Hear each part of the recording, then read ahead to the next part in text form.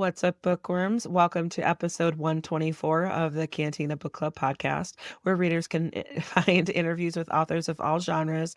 I'm Megan, self proclaimed content queen, here to bring you interviews from the authors themselves. Each week features Cantina conversation with an author. Sometimes they're returning guests, and sometimes it's someone new. Please be sure to hit that subscribe button so that you never miss out on an episode, and feel free to browse through existing episodes so that you can catch a previous interview about a book that you finished.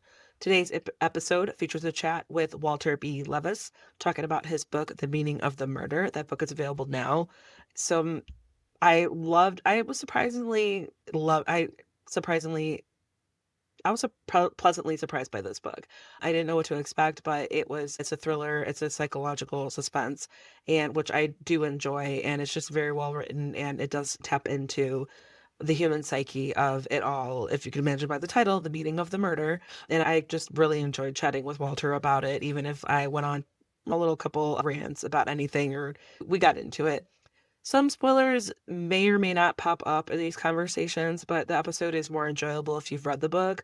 If you don't know why I have some of certain thoughts about the main character and some choices that were very questionable that he wrote about her, hit pause, add this episode to your playlist, and go pick up a copy of The Meaning of the Murder. This interview will be here when you are ready.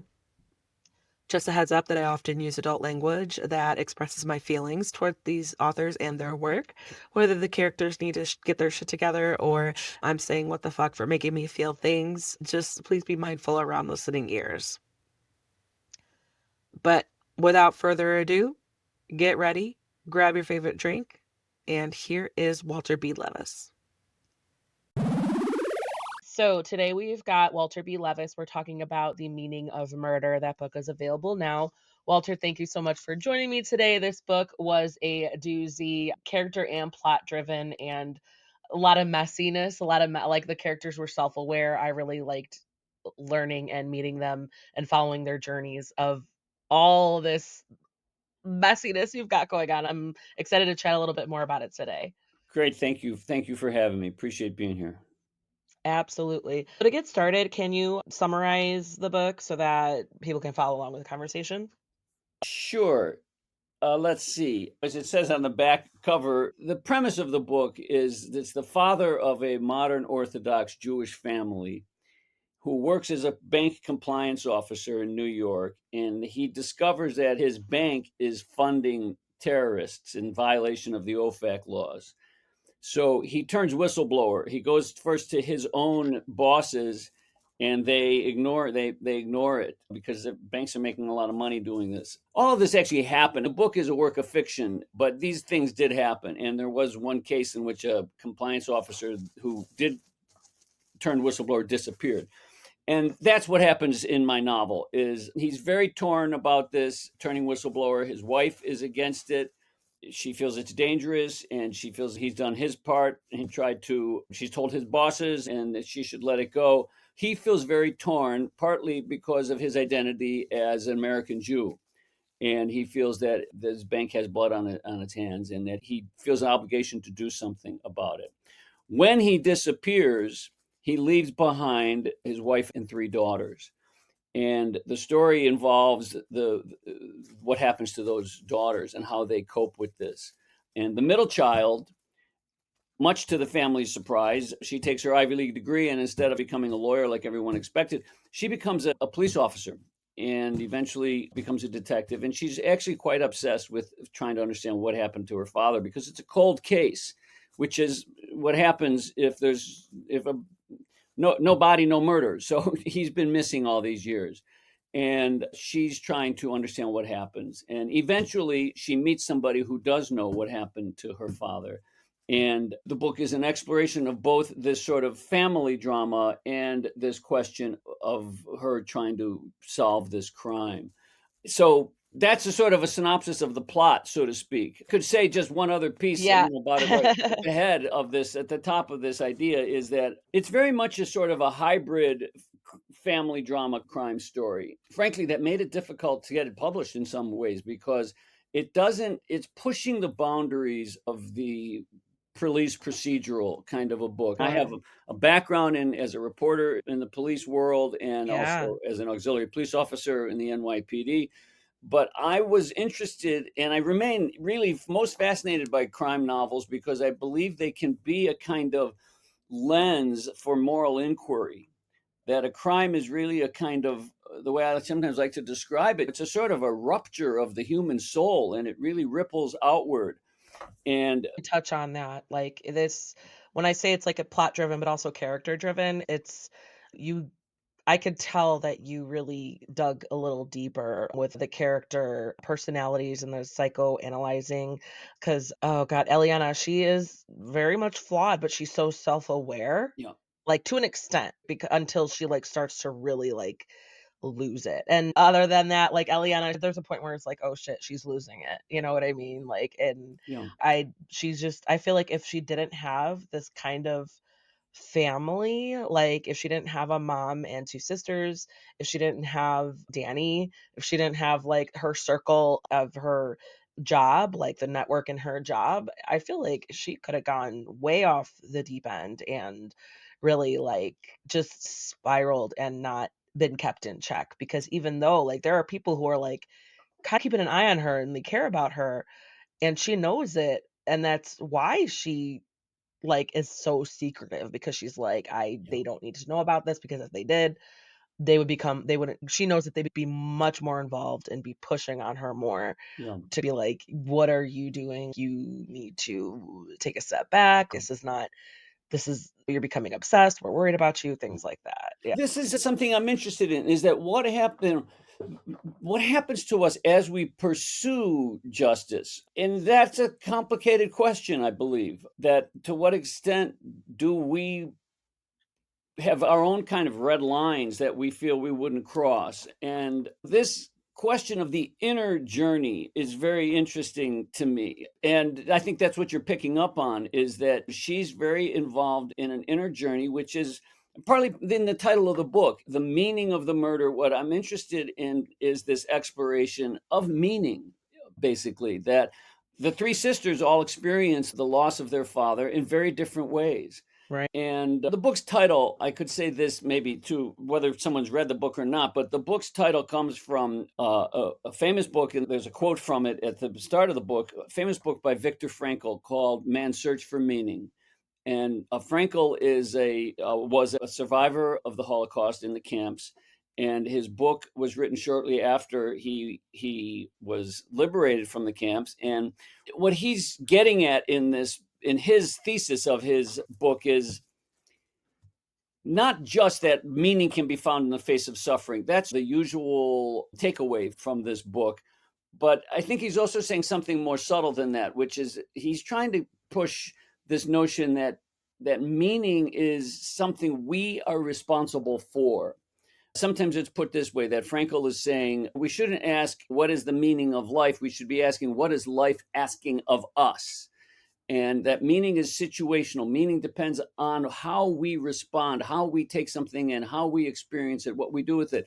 And that question really interests me in many levels. And this is a sort of extreme version of looking at that because each of the sisters is struggling to make meaning of what happens. And how you experience the meaning of something is very inward. It involves a lot of interiority. So that's partly what interests me about the genre as a whole is that I believe many police books they tell the story of what happens and they're more of a puzzle kind of a book. Listen, I admire those kind of books too. I'm not trying to disrespect those wonderful authors who are writing strictly right in the genre. But the issue is to solve the external problem and how does the person figure it out and what goes into resolving the case. And what I was interested in here is more of an inner journey that what happens as you are pursuing your passion for justice, and that's a more internal question.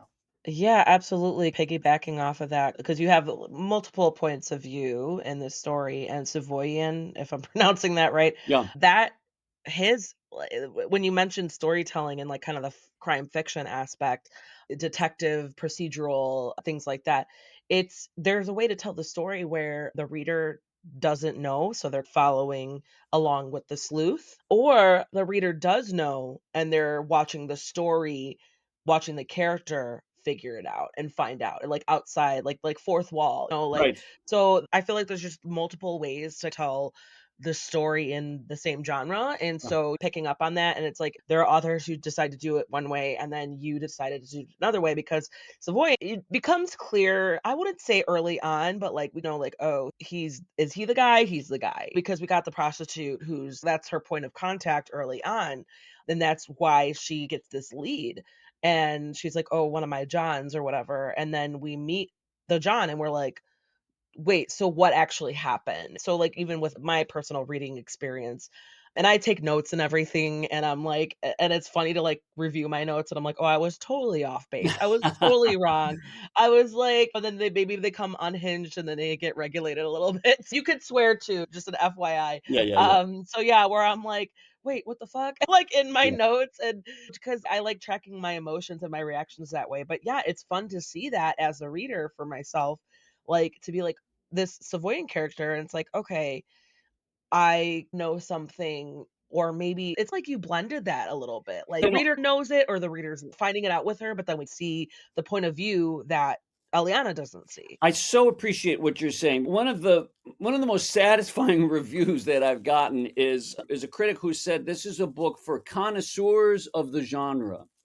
And I took great satisfaction in that because if you're someone who loves crime fiction, great. The crime fiction genre. There's like a gazillion books out there, but the idea that this critic picked up on the subtleties that I was going for, that was a very satisfying compliment, connoisseur of the genre, because what I am trying to explore is also how violence and crime is itself a complicated category when you're talking about terrorism.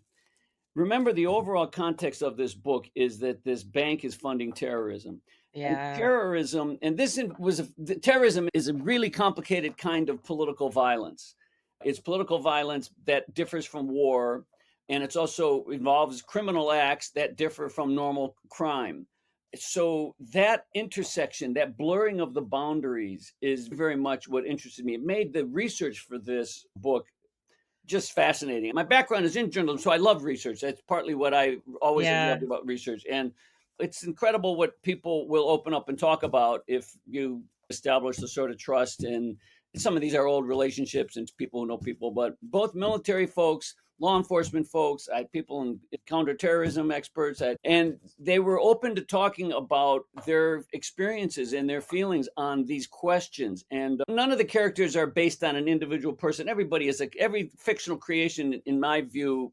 Actually, this is true always, but writers would argue about it. But is a composite of a million things. The people, things you've read. It's a composite, and that's the craft of putting together all these thoughts and impressions and creating a hopefully a believable and memorable character. But that that that question of the complexity of violence is itself a very important subject that I'm very preoccupied with that. Look at what's going on in our society, the amount of violence and the kind of violence that we have. And We were desensitized well, almost. it's very troubling, and there's an idea that I don't think is really totally present in my book. Maybe it is at some level, but that aggression and violence is to the 21st century as sexuality was to the 19th century.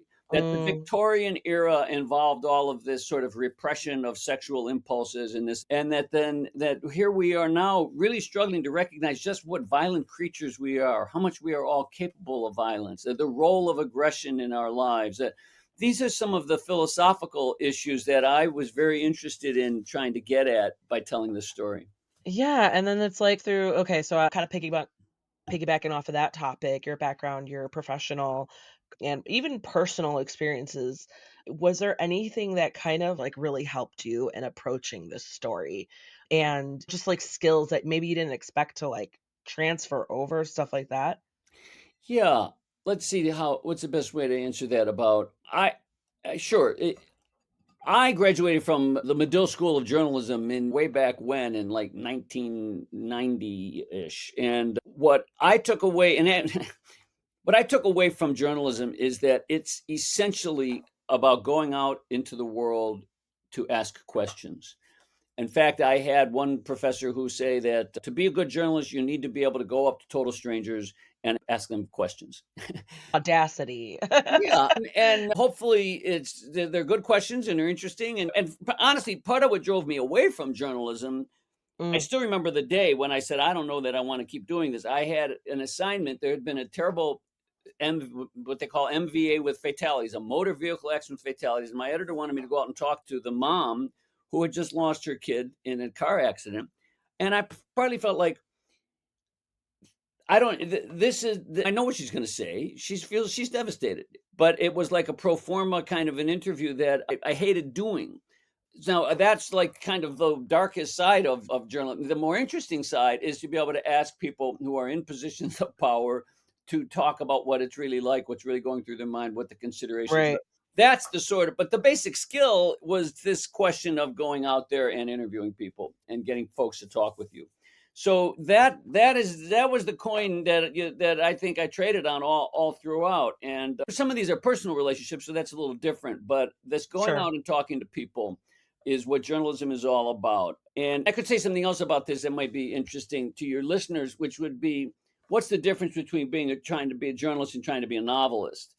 Because to me, that difference comes back to this question of the internal versus the external.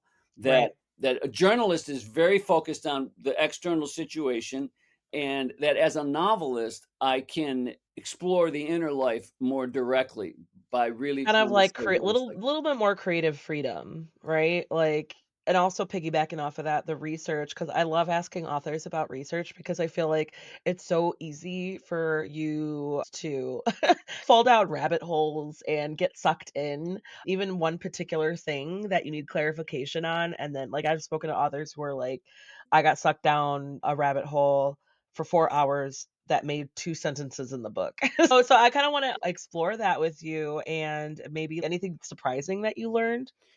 Sure, there was a lot that was surprising. When you talk about the rabbit hole, one thing I can say is that I worked on this book off and on for more than 10 years. Yeah. And that is, I think, an important thing to understand Yeah. about research, that this is not like going to research this and then write it and then you're done in 6 months. Right. No, that's really common, just a heads up. Like, Totally. Totally. yeah. And so one of the surprising moments for me was several years ago. I was at a graduation of the Navy SEALs out in Mm, Coronado, California. And one of the speakers at this commencement, and this was the real deal. These were the guys getting the pin. They had done it. They were Navy SEALs. And one of the surprising moments was one of the speakers said to everyone, to the new graduates, that you will do things as a soldier that will violate your values. You need to prepare yourself for that. yeah. Yeah. And it was a profoundly honest, you could hear a pin drop after he said this. And it was a profoundly honest moment, I think, for everyone. So that was something, that how directly he was saying Yeah. that. It was not no rah-rah patriotism, none of that. He was trying to say, your values will be tested. This is going to be painful for you. You will be violating your own values. It was a very penetrating moment. Another thing that was in from that same moment that was very surprising and penetrating is he said, I would like to acknowledge and congratulate all the family members who are today becoming Navy SEALs. That's the girlfriends, that's the wives, that's the mothers, that's the fathers, that's the brothers of the friends. You are all in the Navy, because what happens to your soldier is happening to you. Yeah. And that was a very profound moment. That that's really powerful. That was a profound moment, that this is what I mean, that violence is something that ripples outward. It affects everyone who is involved far outside of the immediate act. So that was very powerful. Now this was years ago. And that scene doesn't make itself directly into the book, but this is what I mean by the power of research and the way that writing ultimately, if you make a real commitment to writing, the way I think about it is that The commitment to writing deeply, writing authentically, trying to write this kind of book that is challenging and that is not simply following the genre. It involves an openness to all kinds of experience that you just, I had the chance to go to the graduation. I went, and you don't Yeah. know what you're going to find. And there's a constant sort of interacting with everything around me that I just find is part of what is so stimulating about trying to do this work. Yeah, because like, you got, like, insight into that reality because absolutely, it was just 'cause I'm not familiar with that, I'm not, like, involved in any, like, military family or anything like Sure. that, but I have, like, a respect and understanding, and also understanding that I don't know everything. You know what I mean? So I'm so open-minded where I'm like, I don't know the half of it. And in general, that's how I am, but that's like one of the things where it's like military, like service, people who are in service. I have extended family members who served, but other than that, I remember my uncle, my mom was like, "Oh, he never talked about it. He doesn't Right. like to talk about it." Sure. So that's I think that those kind of like that's enough for me to understand like, oh shit. And awesome that you got to get that little spot where you were like, it's very I feel like not a lot of people get that type of insight like you did. That the novel brings together a police officer and a military personnel. And Mhm. so the two main characters are essentially a cop and a soldier. And that question of their relationship is something that I really am interested in, as well as trying to be sympathetic to what it's like Yeah. for them. It's another, honestly, some of the harsh criticism that I've gotten is that these days there's so much critique of the police. Many of most a lot of it justified. I'm not trying to be an apologist for every bad Sure. cop out there at all. The problems of policing are real. But to just simplify it, like saying the police are the problem, is a gross oversimplification and distortion to me. Same thing with the military world, that I am trying to understand what their experience is like. And in many ways, the price they pay for the role that they Yeah. have, that interests me. Yeah. Yeah, absolutely, and I think that's you were able to do that when you got in so much into the character aspect, Yeah. like, just really flushing out their internal monologue or their flashbacks, Yeah. and just really diving deep into, like, the character backgrounds. That's how you explored that, and that Yeah. came across at least to me personally. I'm not gonna speak for every reader out there, but Yeah. that was very clear, and the story has a lot of layers, and that was, like, some of the layers where you're, like, really inviting the reader and challenging the reader to, like, dig a little bit deeper and maybe question themselves too. Ultimately, that's what I think can be so valuable and meaningful about the reading experience, is that we're left wondering about ourselves. Now, some people may not like that experience, especially if you're really just looking for something that is entertaining and just a break from life, which is fine. We all need to be entertained and to take a break. But that You're hoping that the reader like, readers in general know themselves, right?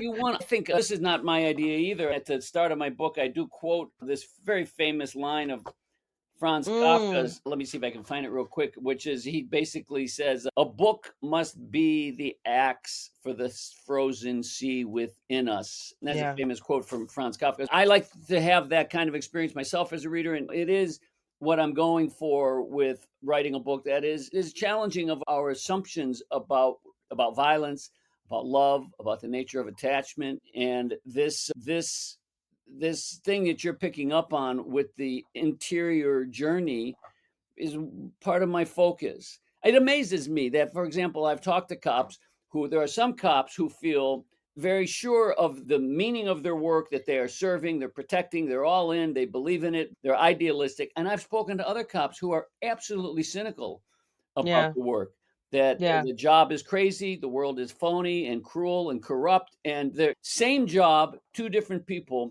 What's the difference is their inner experience. Yes. And that Kind applies to kind all of of us all how the time. We all have this inner life. absolutely.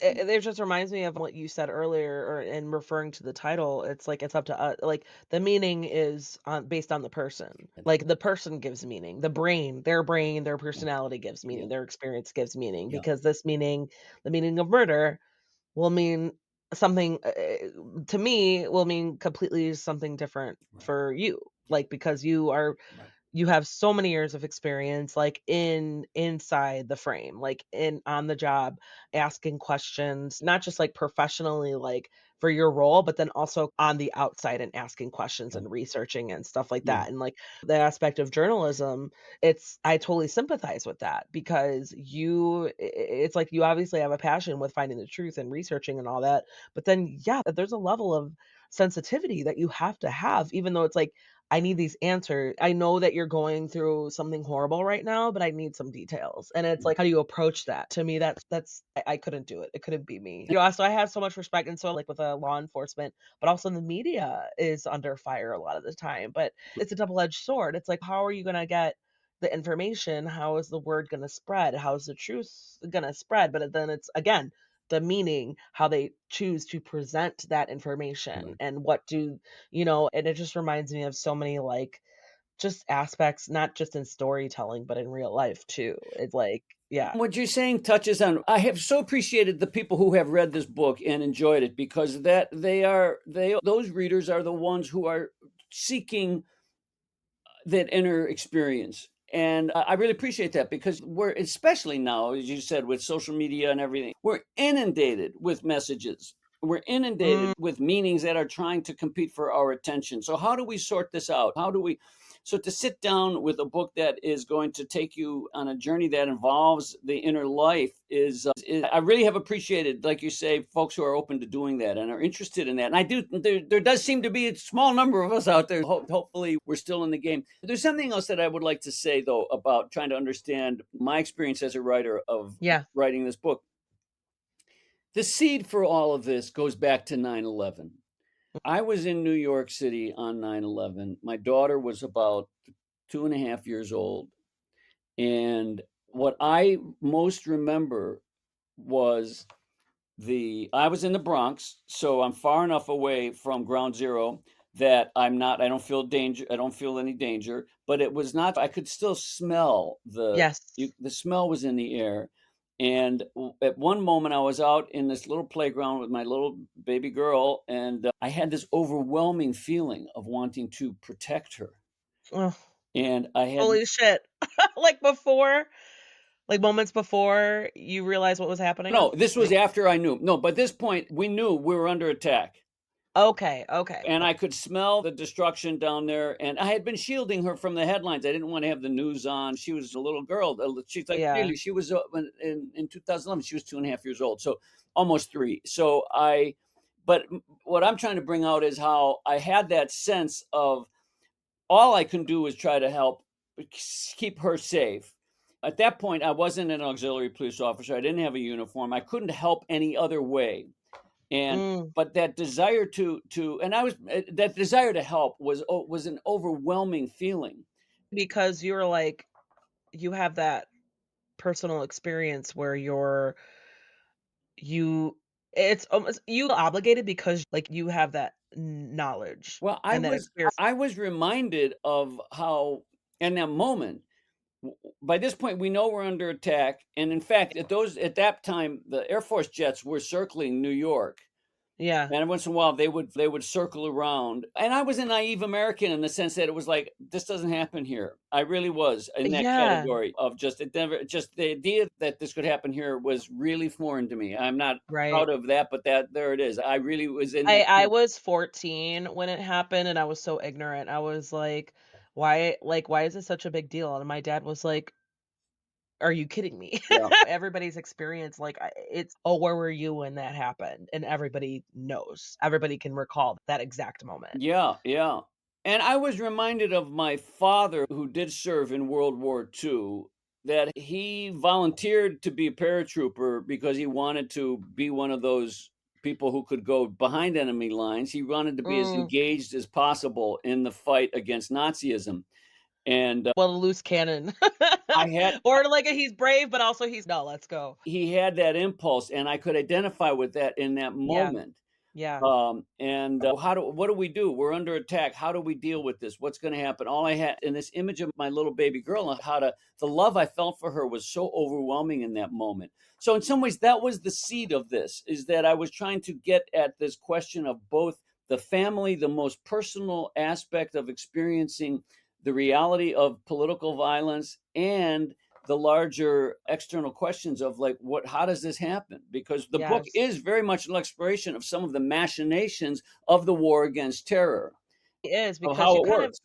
what I thought was really interesting, it was like in the bigger picture, it was what Judaism versus Islam, and it was Savoyan, he was like he if he like, you could see his internal struggle because he's truly, like, morally gray, right? Like, people throw around that term, but I feel like, no, he is a very good example of what that means because he is not feeling great, like, he does have a moral compass, but he lives with it, Yeah, knowing what he has to do and knowing what his job entails, and I feel like he's just living with this guilt, and once Eliana realizes that, she's like, "Yeah, that moment, what you did, that makes you that's changed you, that makes you who you are, like, yeah, then you I deserve answers because of that." And it yeah, was just like to me, that's fascinating because it is, like, the bigger picture between these even though these 2 very it's a very personal story for these characters, yeah,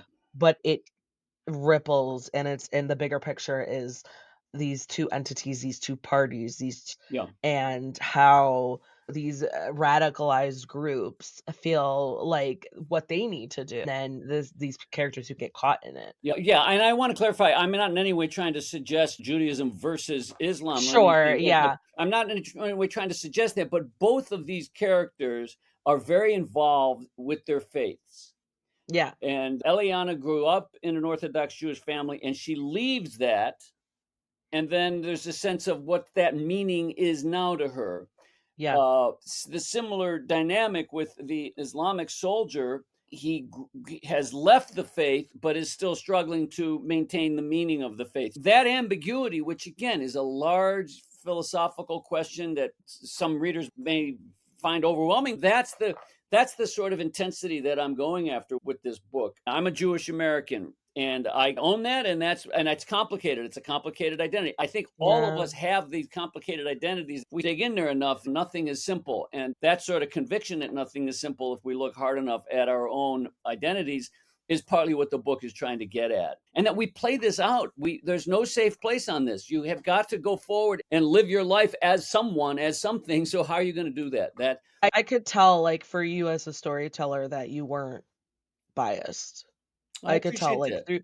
through Savoyan's story, you were like, "No, like, I get it." Like, because you could very well have been born following a different religion. But this is And yeah. yeah, and, like, I could tell that it came across in the This is to me one of the fundamental questions, is that how much are we all in this together?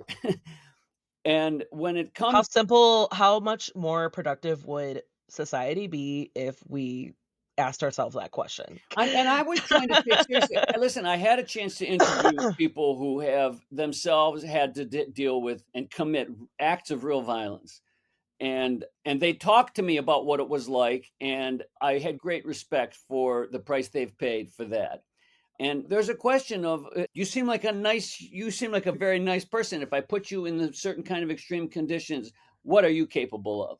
Yeah. Now that's a dark, troubling question, but it's something worth exploring, because I believe that part of our fascination with these crime books and the true crime stories and all that, you can't, it's one of the most popular part of our fascination with that is that we are so curious about the nature of violence. And I'm trying to suggest that the nature of violence is something that we can in fact wrestle with and try to not necessarily master, but we can try to acknowledge its reality. And that's what this book is very much trying to do, is trying to say that we have this love and this attachment for each other, and we have this capacity to really hurt each other, and those two things coexist. Absolutely. Yeah, it's so crazy. It's like the extremes, right? Amongst the spectrum, there's multiple spectrums and humanity is capable of on one end and on the other end. And you're right. I appreciate you saying like, no, like I own what I am. And it is really like, I do have sympathy for people of your denomination, especially if you own how devout you are. I was raised Catholic, but even then, it's like, as I'm growing older, without getting too maybe getting a little bit deep into it, I learn things and my world expands and my knowledge expands. It's just I realize how hard it is to reconcile with, I think, institutionalized religion in general. And like every individual, what religion means to you, what spirituality means to you, I can respect it on to an extent.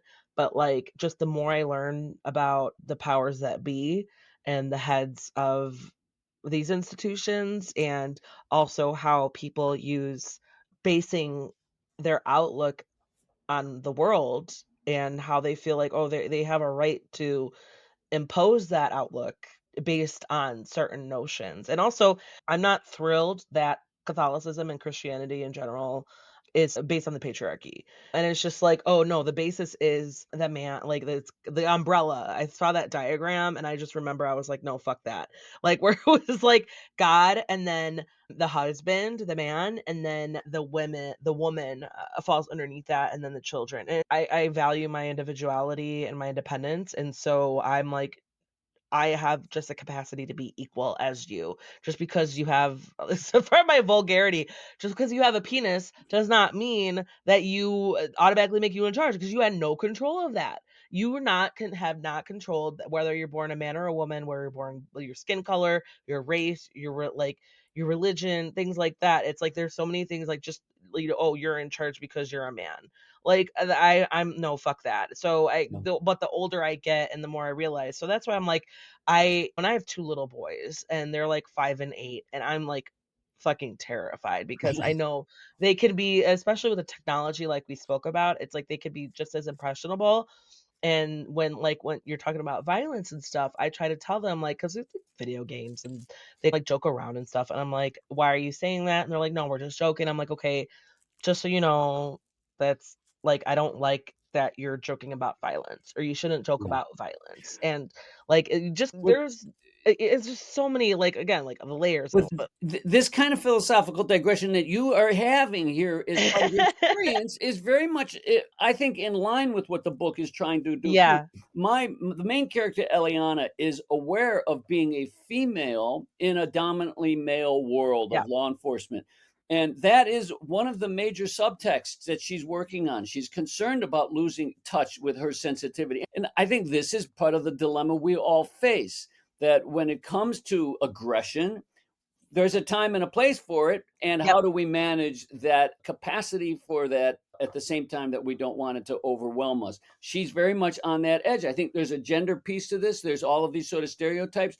There's this sort of structural component of these institutions. She's struggling with the institution of the law enforcement process. She needs to go outside of that to do some of the things that she feels she Well, needs it's all to. level of, like, for the gender, it's like, I feel like because other POVs, like, she's attractive and Yeah, she's fit, like, she keeps up with herself, yeah, and she was and you also, like, wrote about it differentiated her between her and her siblings, her sisters too, because, oh, unfortunate for her older sister, she, like, has these certain features, and it's like, I feel like, it's speaking to that where society views attractive people, it's like they get a benefit of the doubt, right? Or like they're more interesting, or they yeah, might get more attention versus someone who's like less attractive, is a little more easily yeah. dismissed. Well, And even though they might just be as brilliant yeah. as an attractive person as Eliana. Yeah, and this is a real historical fact that in the sense of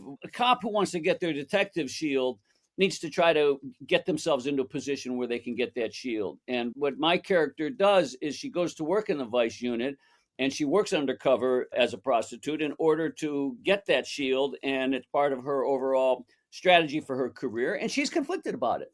Listen, the world of the sex worker is a dark place to live in, and she gives herself over to that for a time, Yeah. and that's part of her conflict as well.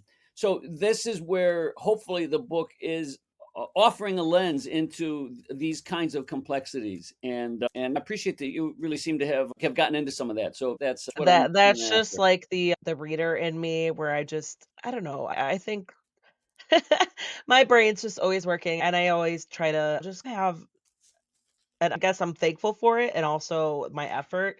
It comes naturally into my effort where I try to pick up on those things and try to be aware of those things where, but I'm also aware of the male men are under fire.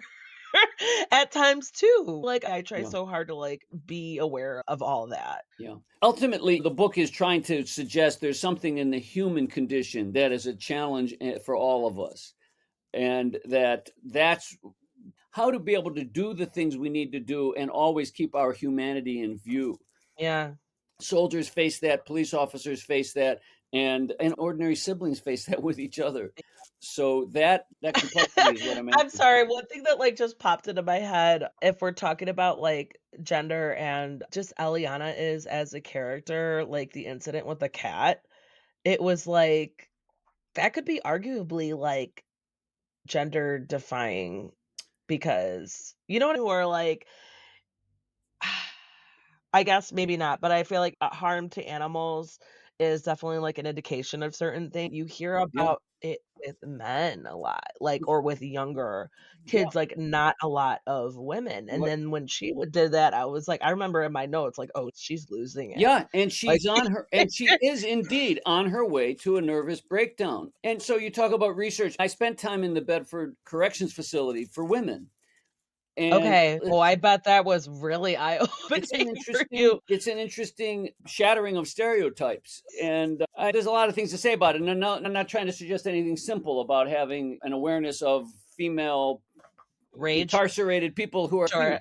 there's nothing simple about it, but my point is that to challenge these stereotypes is what this book Yeah. is very much trying to do, and that's one of my intentions. Yeah, 'Cause that's why I also wanna note that, like, you're a male, a adult male, and writing from the perspective of a younger female, and so I think that's fascinating too, like, how you had to step into yeah, that mindset yeah. and be like but you had the research to back it up because I feel like with a lot of male writers who are men, when they write female characters, it's a little easily criticized, but I feel like you have research and experience to back it up, which I appreciate because you were very I could tell you were very mindful of a lot of that in your writing. I appreciate that. There's definitely a sort of a kind of a mindset out there that could feel like men should only write about men, women should only write about women, Asian Americans should only write about Asians, and Jewish Americans. That kind of identity grouping.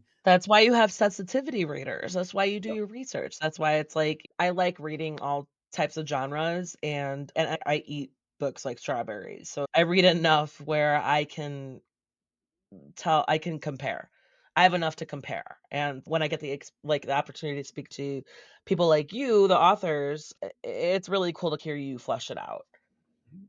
Yeah, listen, hopefully the reader's experience is satisfying one in that these divisions that our capacity for empathy is hopefully greater than the divisions between us is I guess would be one Yeah, way to put it. That if I say you can't understand what my life is like because you're not a Jewish American man, then I've put a real boundary between us. I'd like to believe that sure, there's no such thing as perfect understanding. I don't know how we would measure that or achieve right. that.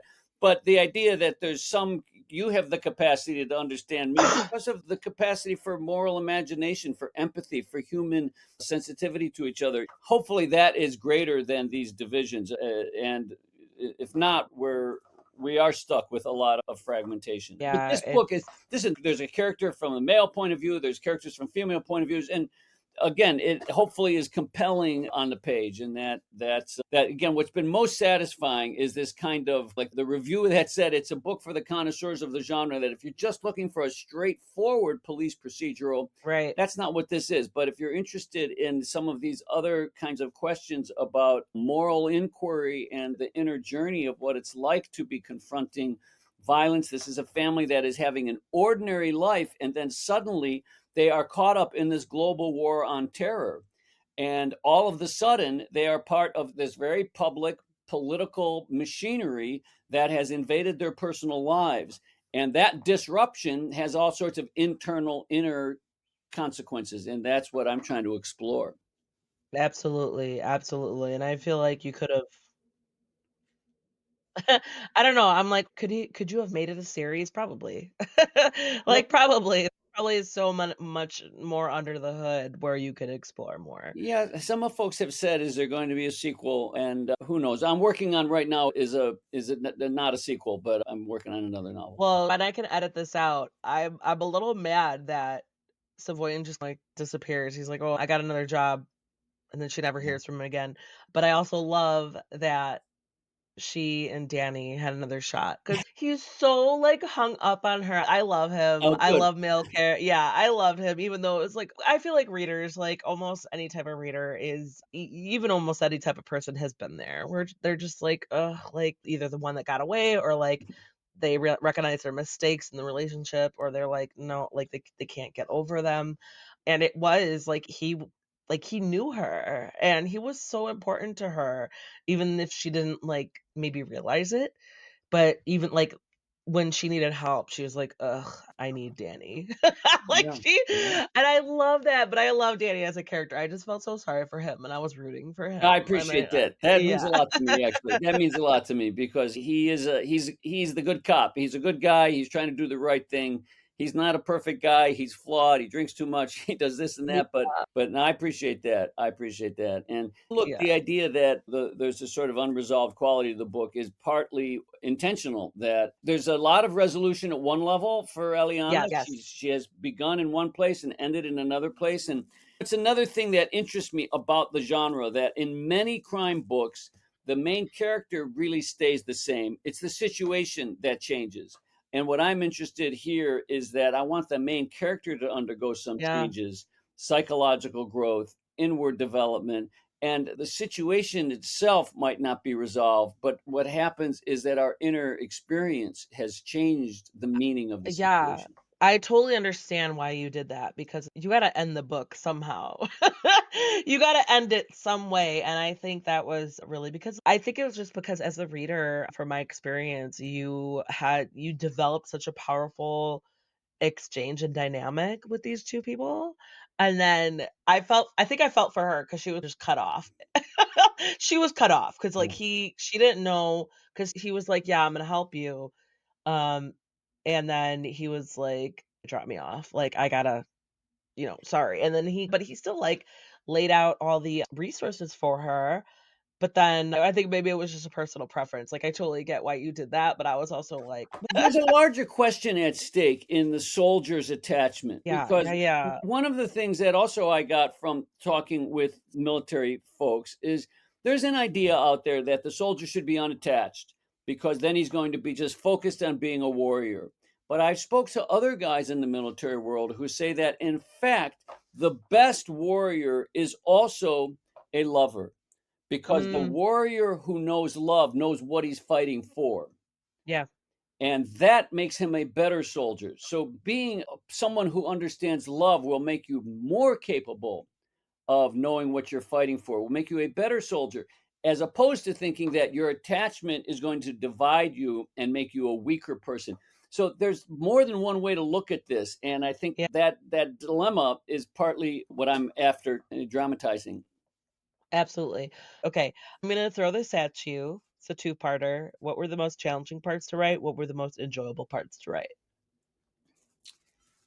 What were the most challenging parts to write, and what were the most enjoyable parts to write? In some ways, the most challenging parts to write were how banking and OFAC violations and the technical parts of the global war on terror and how the tracking of money works. It's technical. I hope that the reader feels that they learn something about how that process works. I enjoyed learning about it. I again was very indebted to friends and professionals who opened up and talked to me about their experience of it.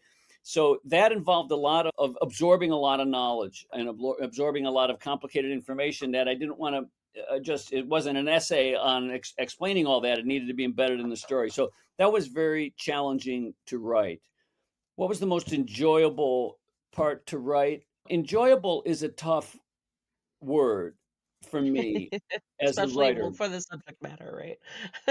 I find writing comes out of a deep inner feeling. I had a writing teacher, the great playwright Romulus Linney, who once was talking to this was I was a young guy, graduate student, and he said, write about what makes you cry.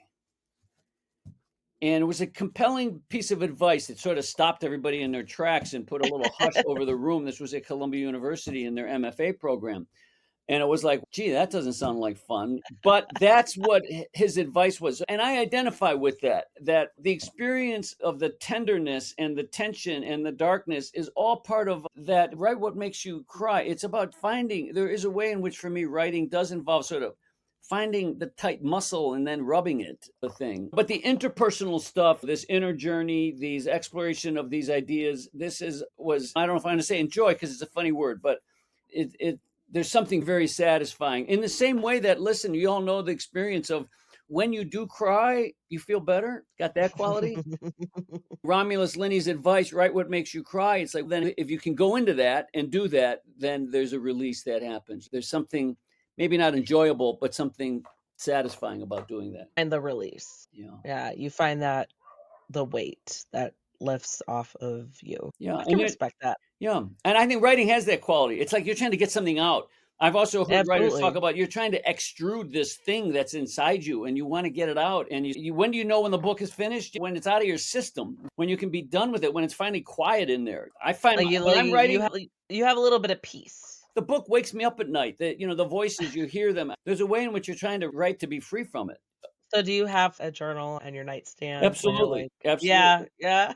Absolutely. Yeah. Yeah, Yeah. I know a lot of writers I've spoken to do that because 'cause they're Yeah. like, "Oh, shit, like, I gotta type that down and then go back to bed." Like, it's Absolutely. yeah, Absolutely. yeah. Yeah. No, I'm in Because that I know too. even me as, like, just a normal person who would never have any ambition to write a book, there are times, especially when I was pregnant, where I had, like, such lucid dreams, and I'm like, "Holy shit," and then if you ask me about it now, I would not remember. So that I feel like dreams are so crazy like that. And I'm very interested in dreams, in the dream life, and how writers can use dreams to help discover what their book is really trying to be about. It's Yeah. something that interests me a lot. And honestly, I don't know you, so I don't want to be presumptuous, but don't give up if you read enough, that's a great foundation for writing someday, if that hits you. Some authors I speak to, they ask me like, "Oh, would you ever write a book?" I'm like, "Absolutely not."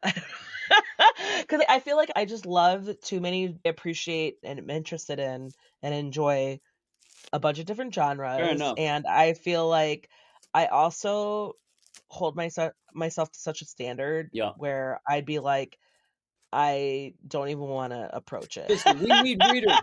Listen, great readers are just as important as great writers. So I don't need you don't need to defend No, yourself that's what in that a sense. lot of Yeah. people have authors I've interviewed has said, like, "No, I appreciate what you do." No, Like, great. where I'm like, "I could take your words and we could 100%. chat about it. I could, like, dive in. We could get into it." Like, I 100%. appreciate that. No, Yeah. I love it. I love it what you're saying about that, 100%. No, it's so true, so true. Yeah, Yeah, yeah. absolutely. Okay, I'm gonna throw this at you to maybe to add some levity. Who would win in a Hot Wings challenge amongst your characters? And let's maybe we could hone it to Eliana, and maybe let's do it. Charlotte and Liv, Savoyan, and Danny. Amongst the 5 of them, who would win in a Hot Wings challenge? So I have to acknowledge my ignorance, or maybe it's my age, I just turned 65.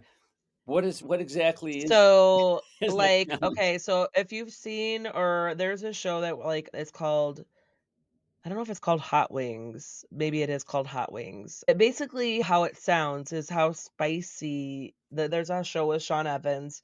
He invites celebrities to and there's 10 sauces and there it goes from level 1 to level 10 and the celebrities he's interviewing them but while they're eating and leveling up spice level. And during the show, watchers, the viewers get the Scoville.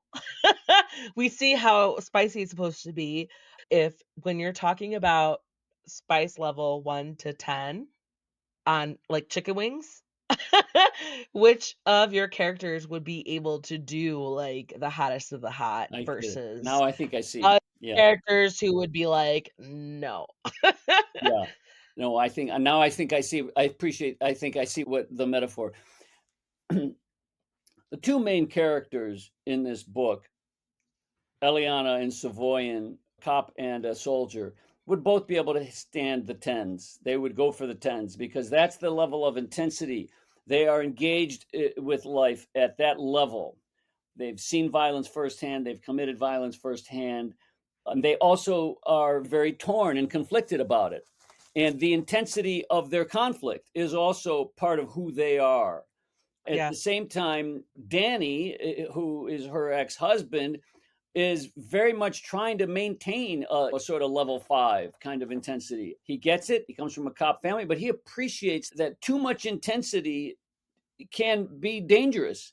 And he is trying to maintain, he's very committed to the need for balance, the need for order, the need for structures. So that is real also. And the sisters are also in conflict about this. The youngest sister, who's been the most devastated, she was only 8 years old when her father disappeared and has yeah, suffered mental illness and has been in and out of very challenging relationships in the drug world.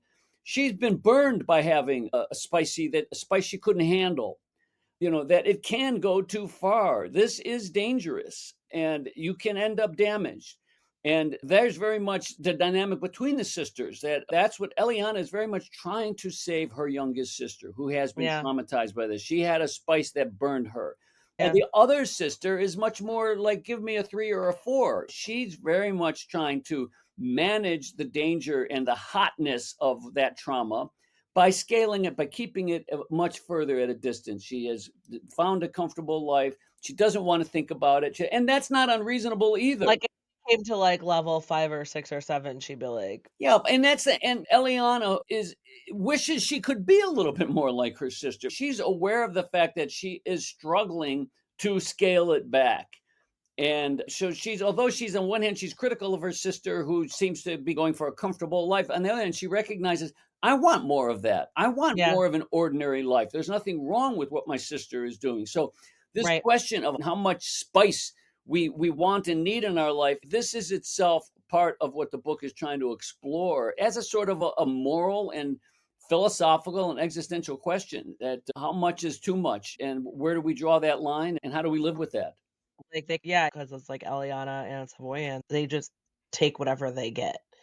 Whereas the other characters, like Danny and the sisters, they recognize her boundaries a little bit better. Yeah. Absolutely. I feel like Danny would just, like, try to keep up with Eliana and then be like, "Oh, shit." I Awesome. love him so much. I love him so I'm much. glad to hear that. That means a lot to me that he's an attractive character to you. I appreciate that.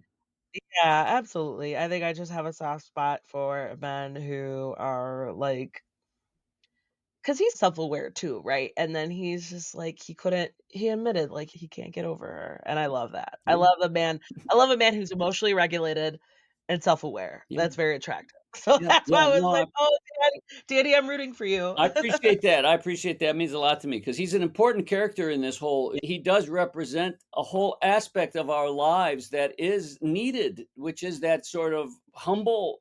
You just go out, you do your job, you stay in your lane, you do what you can, you help the people who are you can help, and you don't let yourself get overly extreme. That's part of But, like, life. I also feel for him because he was like, "Oh, I'm not good enough for her," Yeah. and I was like, maybe it's because of how I feel about him as a character where also hearing that aspect of him was like, "Oh, bro, like, dude." I was like, "It's okay," like, because 'cause I'm maybe I relate to that a little bit because I like to I feel like I'm not dumb, but also, like, my husband, he's an engineer, he's very smart. He pays attention, can follow through with a lot of things, but also, my kids, I'm like, "Fuck, they're gonna be smarter than me when they grow up." You're onto something. Danny is intimidated by her. She comes from Yeah, this Jewish intellectual family. She's got an Ivy League degree, yeah, and he's a cop's cop. It comes from a generation of Irish cops, and he's intimidated by her. At the same time, he has something she needs, which is that he has a capacity for authenticity and an yeah, acceptance of boundaries. And so their exchange is very important to the story as a whole. So I appreciate that there's 2 different kinds of people there interacting. absolutely. Yeah. Absolutely, I love it, and I love that she needed him, Yeah. and I love the part that, he played in her journey, absolutely. Yeah. This book S is trying to be a love story as well as it's not, again, this is not just your typical crime book. Other things in there. Yeah, then that love story between them is important to me, is important to the book, I believe. So, yeah. And no, I agree. Okay, 'cause piggybacking off of that random question, I'll throw this at you. What would Eliana bring to a desert island? What would Savoyan bring to the desert island? What would Danny bring to a desert island? 3 things. What would they bring to a desert island? In a sense, what's the most important thing to each of these characters? The truth is that Eliana, for all her conflict about her Jewishness, the most important thing to her is this fundamental idea of justice. She might bring the Torah, she might bring a Bible in that sense that her father ultimately decided that he was going to risk becoming a whistleblower because he believed in the moral imperative to Right. do the right thing. And he argues with his wife about that. She's like, "You've done the right thing. You told your bosses." And he's like, "That's not enough." And that he needs to do this for the sake of justice. Eliana might bring that because she's carrying that deep inside of her. Reminder just to have something And to. honestly, Savoyan might be bringing the Quran because he is Yeah, also very much trying to resolve the wound of the Islamic faith that his father struggled with. This is where the book's complexity does involve this yeah. generational drama here. He was born in Iran. Just to get into the book itself, the main character Savoyan was born in Iran, and he came to this country when he was 8 years old. And part of what happened to his family was a betrayal of what true Islam is supposed to be about. So both of them are very much trying to hold together the truth about their faith, which the pursuit of justice, the pursuit of peace. They're not really trying to be at war with each other. And Danny might bring his police shield. He might bring his shield and ID, or maybe even his shield and ID and his Glock 19. That he is a cop. He's a cop's He's cop, gonna bring Ileana too.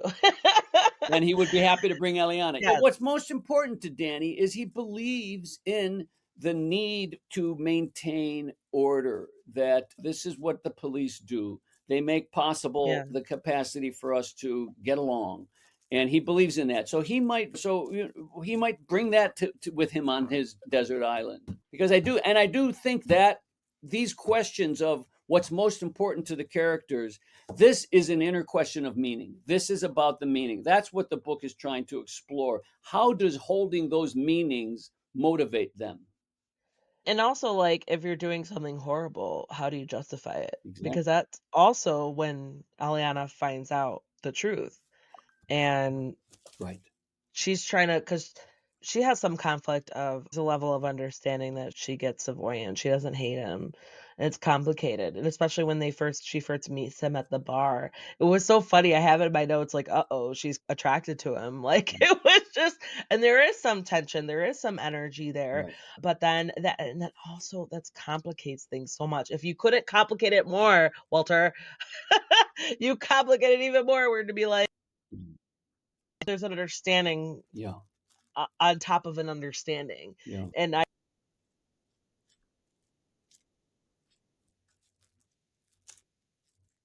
Yeah. she's trying to accomplish what she set out to do. I appreciate that you're getting that complexity. Hopefully, that is where the sort of poetry lies, so to speak, in the sense of what I'm going for. Not that I've necessarily achieved it perfectly by calling it poetry. I don't mean to suggest that I've that I've done it all the way through perfectly. But the intention is to make the capacity for complexity and the wonder enlivening. That this is partly what gives us that the human spirit is incredible because it can't be pinned down in any simple fixed way. Right.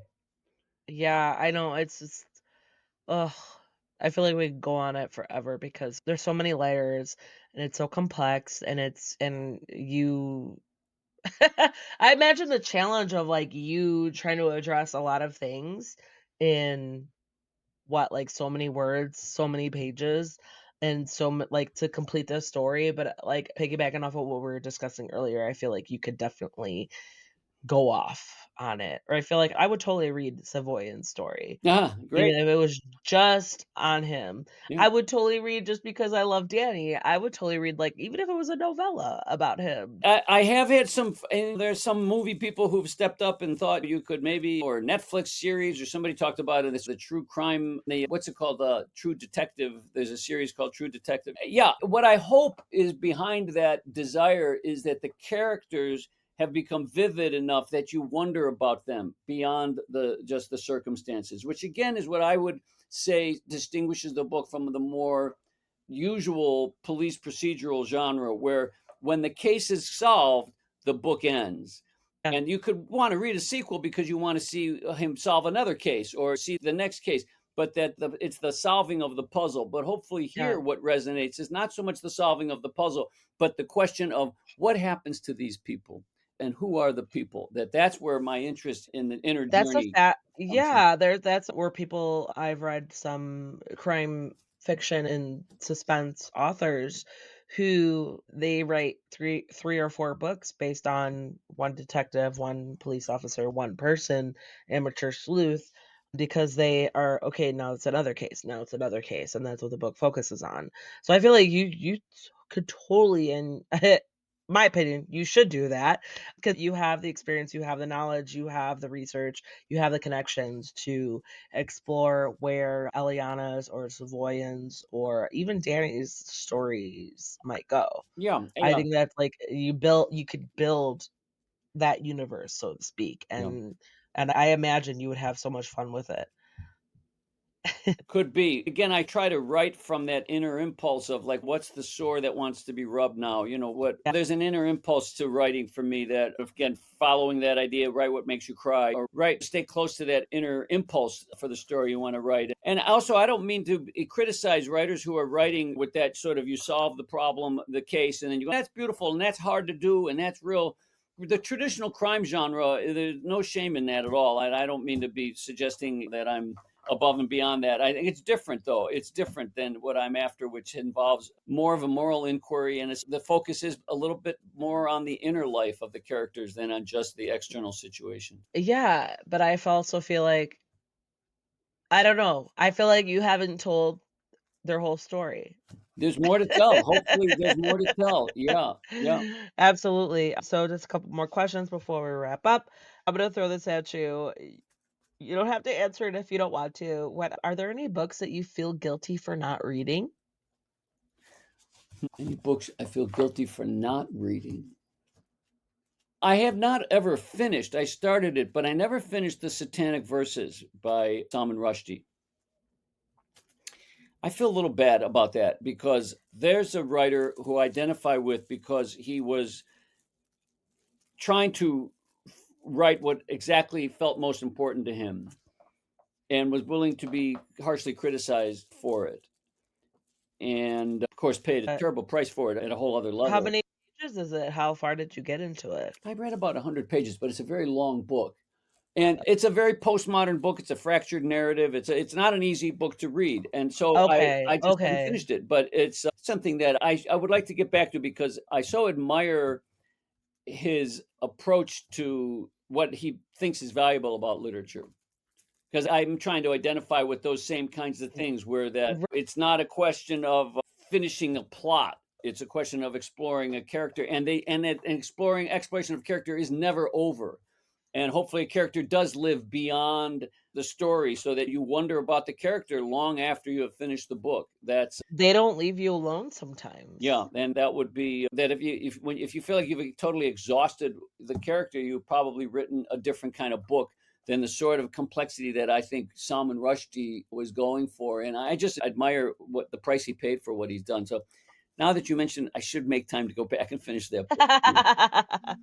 It's a little subtle reminder, put it back in your brain. Yeah, yeah.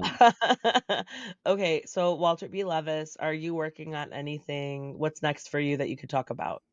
I am. I'm working on a novel right now. Also, everything is a revision of something else in my experience. I've been writing for so many years and I just write steadily. I like to say I write the way people go to the gym. You get up, you do it, you write a couple pages a day and you keep going, you keep going. I've published, yeah, I don't know, what, 30, 40 short stories and short pieces and one other novel. And this was my second novel. So the book I'm working on now it does involve going back over some things. It's a story about a Jewish restaurant owner falls in love with his newly hired administrative assistant, who's a African American woman, and their interracial relationship becomes very challenging when one of her old boyfriends is released early from prison and wants to get back together with her. So Mm. the story is very much a love story. It's not a crime novel per I'm se. sorry, I love that messiness. I Yeah, love but it. it's again, it involves this kind of messiness, this sort of complexity. And I did some work with the New York City Department of Probation and spent a fair amount of time doing things in the prison system, writing about overcrowded prisons, different kinds of journalistic endeavors. And the book is very much trying to explore some of these same kinds of themes that it's like, how is it that we look at each other, that we understand each other? What are the cultural factors that come into it? How do we break down those stereotypes? So the book has got some of the same goals of exploring an inner journey that this current. I love that you're exploring that. I love that someone who you have grown up as, like, a straight, white, Jewish person are exploring so many of those relationships and dynamics. I love that Yeah. because you definitely you like I said before, you didn't, have any specific kind of, like, a bias or it didn't come across in your writing, and I love that you're exploring other, dynamics that you're not familiar with. Yeah, I the biographical piece of this is I had an interracial relationship at one point, and I grew up in a very You learned a lot of things, I bet, yeah, an from integra and like from that relationship, yeah. and I've been interested in these the tensions and questions around race, and this is a story about a black woman and a Jewish man, and there's but again, it's a work of fiction. Everything is a composite of different people that I've talked to, known, lived, and this kind of a thing. But that's the current book I'm working on. Perfect. Oh, It's ugh. called right now. It's called I A Mad and Scary Love. Okay, because I'm gonna have to keep an eye on it Thank you. because that's really interesting, and I also, after reading, I'm familiar and comfortable with your work. Where can we find you online and on social media?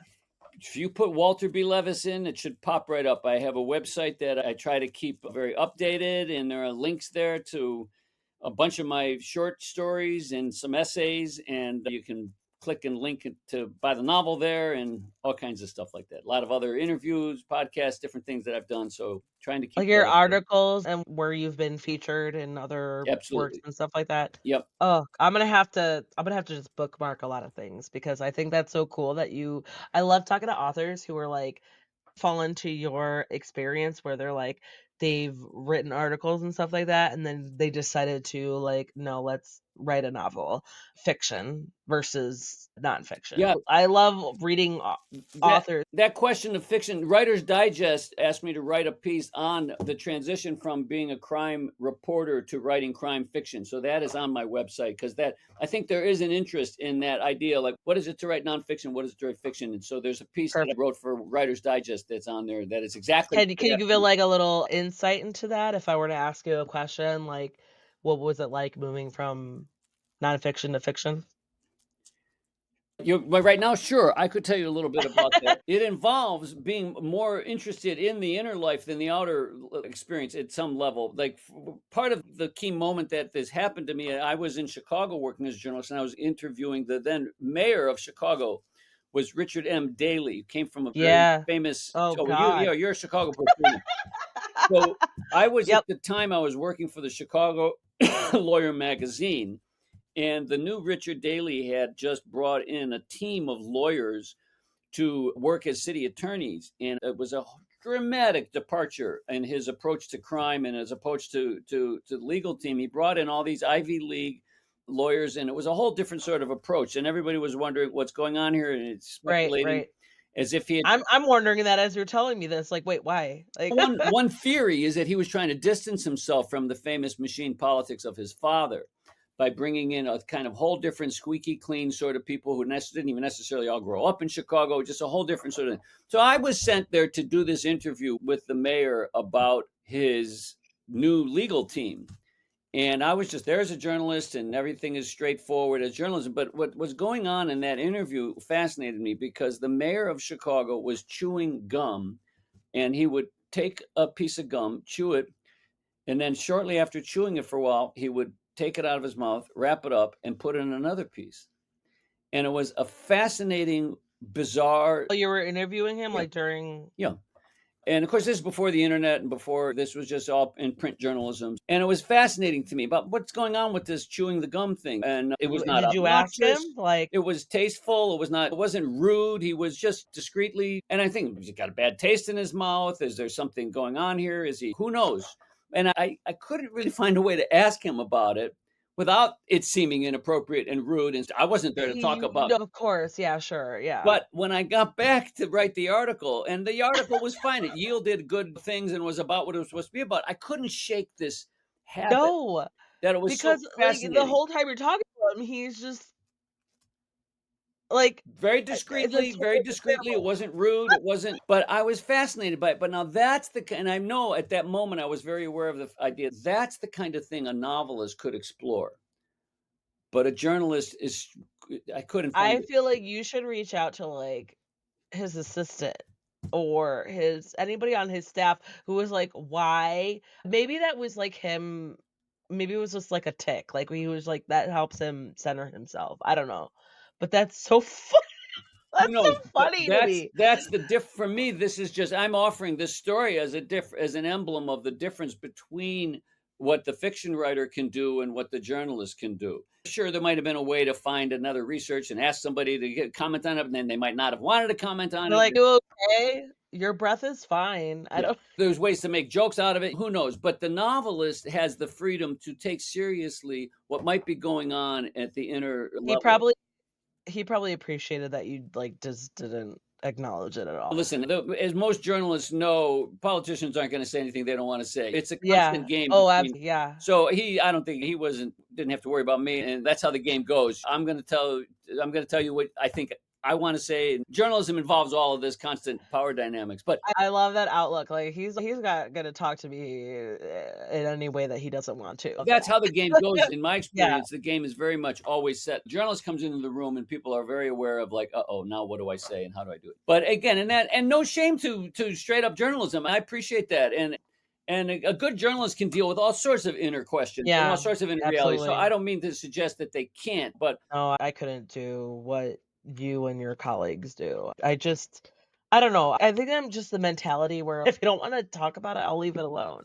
I'm not gonna push. And then maybe you pick that up and just speaking with me for the past hour and a half where I'm like, "No, let's to the next one." You know what I mean? I just don't but I guess it depends on the purpose of the conversation, right, right? Like, right. yeah, absolutely. Because like we talked about before, I couldn't not be a journalist because you guys need to get the truth, but then you also have to be like sensitive and respectful Yeah. and but also abrasive and like all I couldn't do it. I'm just like, nope, couldn't be me. It's Be me. in a lot of levels to Yeah. it.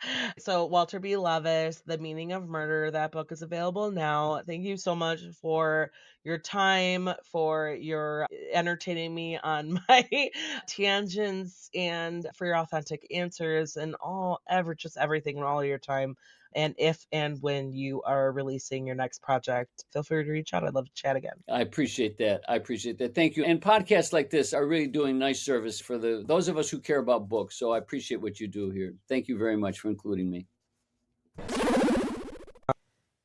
And there you go. That was Walter B. Levis talking about his book, The Meaning of the Murder. That book is available now. Check out the show notes to see links where you can find Walter online and on social media and where to purchase the book. In the show notes, you'll also see where to find Cantina Book Club online on your favorite social media book communities, such as Bookstagram, Book Talk, BookTube, Facebook, Threads, and more. And I would love and appreciate it if you could hit that follow button and so that you never miss out on book reviews and author interviews. If you have any book loving friends who are looking to get more out of their reading lists, please share Cantina Book Club with them so that they can find upcoming releases and interviews with authors. Another way to help this podcast is to head on over to your favorite podcast player and give Cantina Book Club a rating and review. It helps me to reach more potential listeners and fellow book lovers like you. And that goes for any podcast that you listen to. It's one of the easiest way that you can help out. If you need book recommendations, you can reach out to me. I'm always looking forward to recommending books based on your particular favorite genre or your reading mood. Or you can head on over to cantinabookclub.com to read more in-depth book reviews of all types of genres. While you're at it, you can subscribe by entering your email on the website so that you can get new reviews and episode posts delivered directly to your inbox. If you want to support Cantina Book Club even more, you could donate by finding the form on cantinabookclub.com. Whether it's a one-time donation or as little as $1 a month, I seriously appreciate the support and will share my appreciation by giving you a shout out on the show or maybe sending you something a little extra. And finally, one of the best ways that you could help authors promote their works is to head on over to Amazon, Goodreads, Storygraph, or wherever that you look for book recommendations, and give the title that you've read and that you've liked a rating and review. And it helps out almost as much as actually purchasing the book or promoting it on social media. Thanks so much for listening and see you next time. Cheers.